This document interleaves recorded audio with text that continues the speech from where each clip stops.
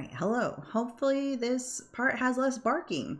I mentioned previously in my last video about this that I want to talk a little bit about the things that I've learned while fostering cats during the pandemic. I started about 4 months ago, and I have fostered a total of, hold on, let me think, 3, 5, 6, 11, 12. I fostered 12 animals in that 4 months.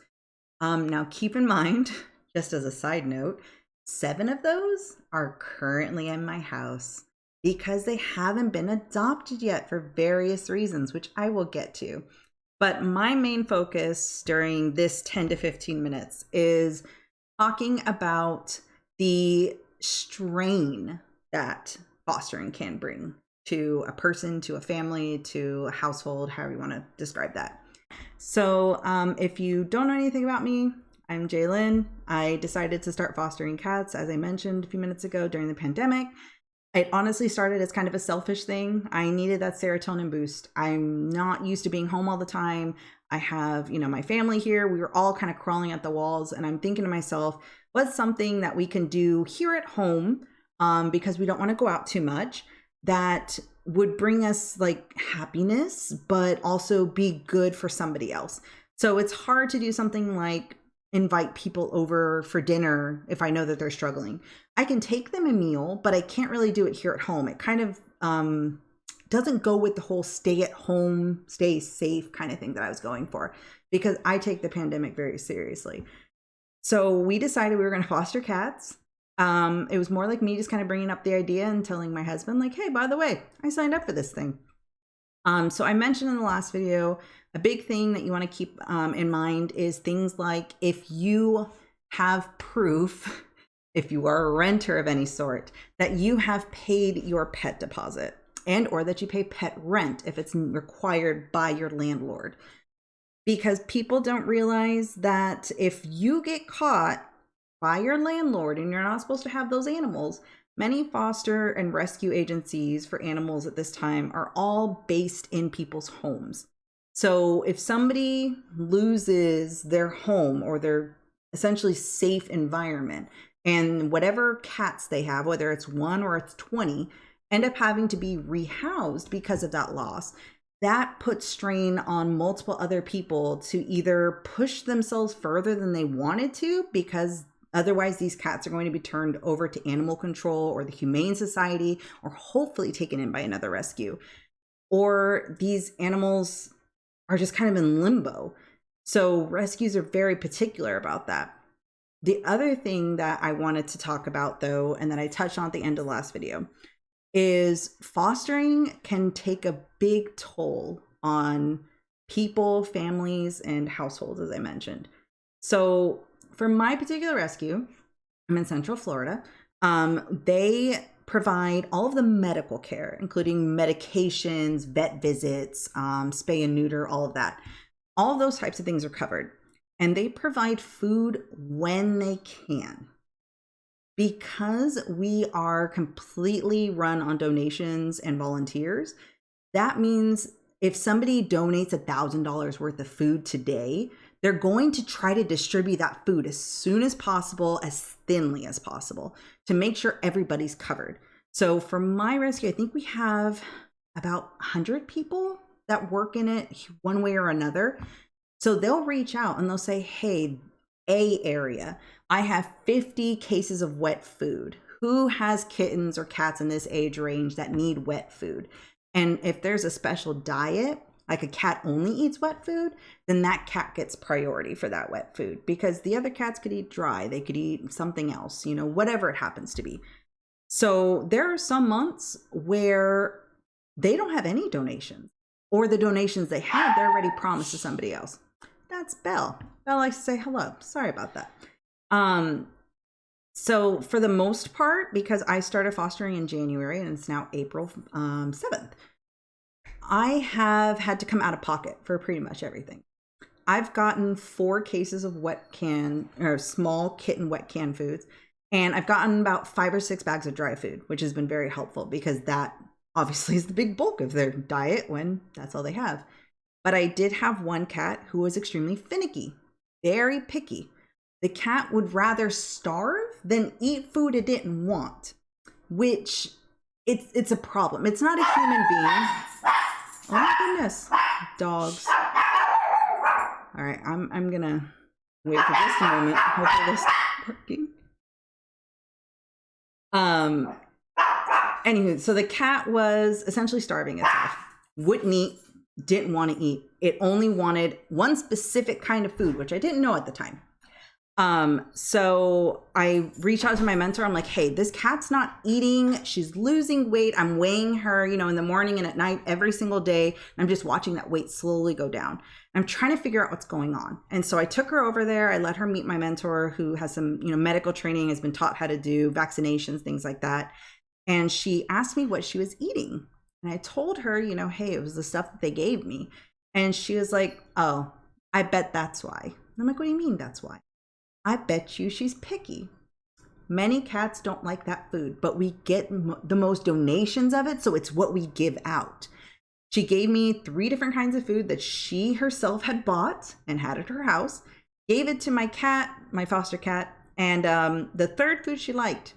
So I had to go out and buy this food because I had agreed to take responsibility of the cat. And I had agreed that if there were any food, litter, toys that weren't covered by the rescue, that I would make sure the cat was fed. Yes, it was a responsibility I took on. Yes, it was a responsibility that I was aware of.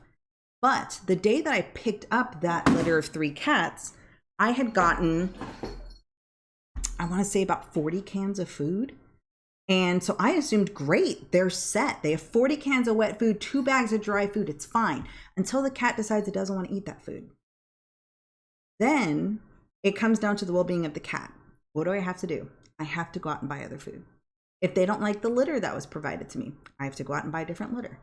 If they, for some reason, are failing to thrive and I'm told, oh, you have to give them these supplements, then I get them provided to me, thankfully.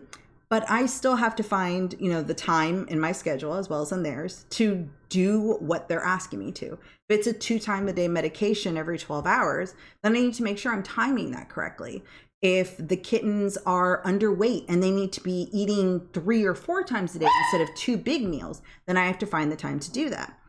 These are all things that you take on without really knowing, because every kitten, every litter is a gamble.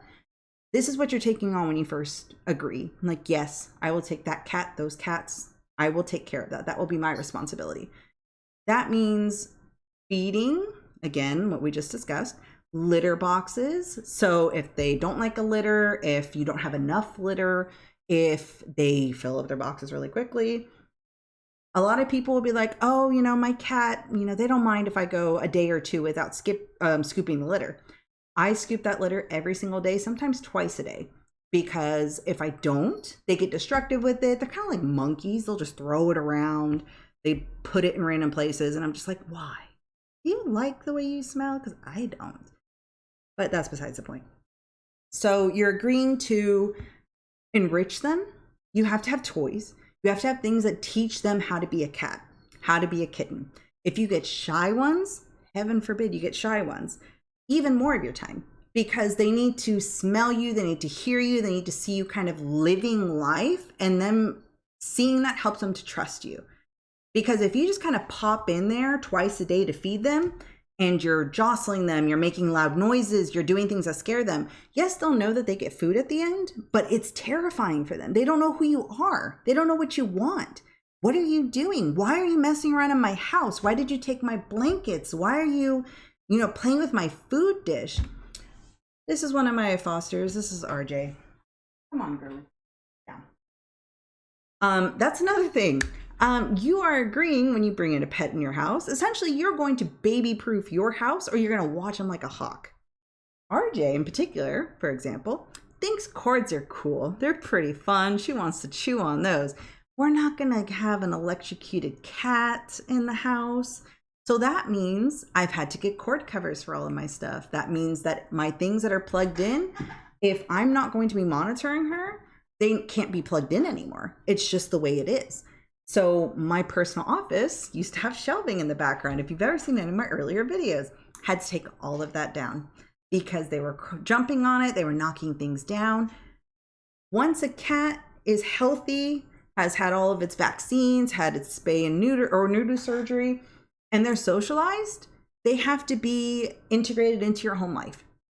So right now I have 3 cats just walking around right here. I have my 2 dogs. My 2 cats are over in the living room, and I have to let them kind of do this intermingling and let them see and hear all the different smells and lights and sounds that are happening, because that's what helps get them used to a home environment. So that's something else you're sacrificing, is your personal space. You may have a cat who doesn't care about countertops.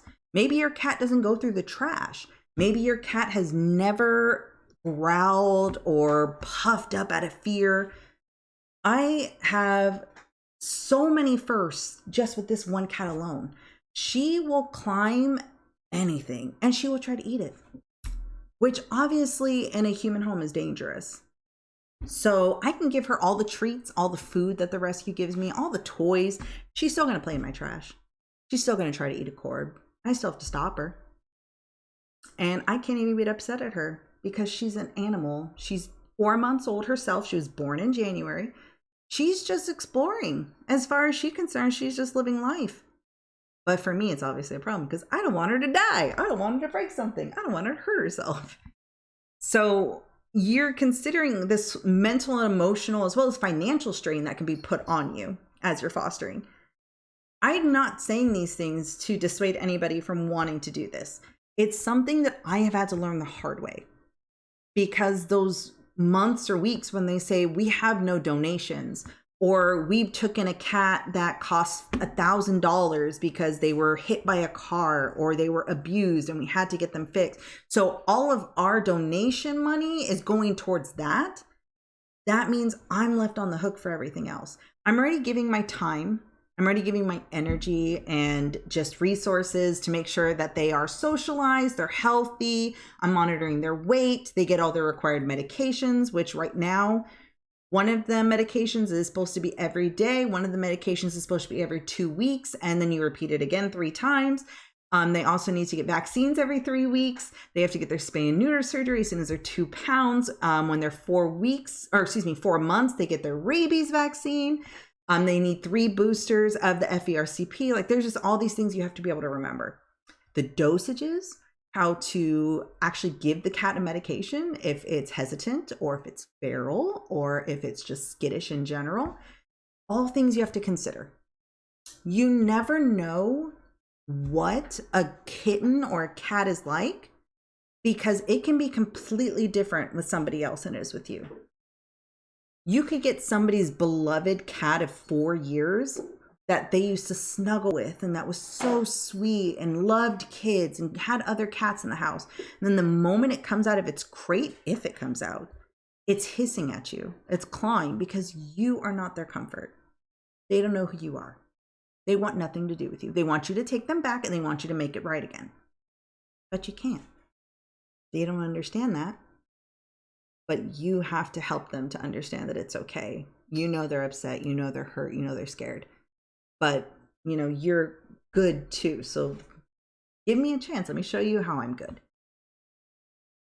Just don't be the person that puts everything about this, you know, cat or this way to give back. Don't put that before your basic necessities, because it's easy to. It's easy when you see a scared, lonely, hurt, whatever descriptor you want to use, cat, and you want to make it better. And so you think of all these things that you can do. And instead, the cat doesn't want any of that, and you're out $50, $100, $200. In the best case scenario, everything works out, and all the toys, all the food, everything gets used for a long time. It works out, you know, great. But that's not guaranteed. Cat, you can't climb that. I can't even be in my office, just sitting here talking to my own computer, where they see me all day, without them wanting to climb up my window or something, my curtains. And then they fall out. But I've rambled enough. So I did 2 videos tonight. I don't know if I'm going to do a third. I might do a third in another few days. But I definitely want to talk about something I've had experience with lately is people that contact the rescue and they're like, hey, I have this cat, these kittens.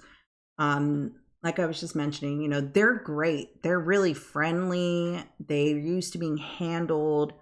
And then you go and you get those cats and it's not what you expected. Not what you expected at all. I feel like that's something else that people think of, the cute, friendly, social kittens, the little fluffy ones that want to cuddle with you and that you can pet and love on and kiss. That cannot be further from the truth for a lot of cats. So that's where I think I'll pick up next time. Yeah, I'll see you then.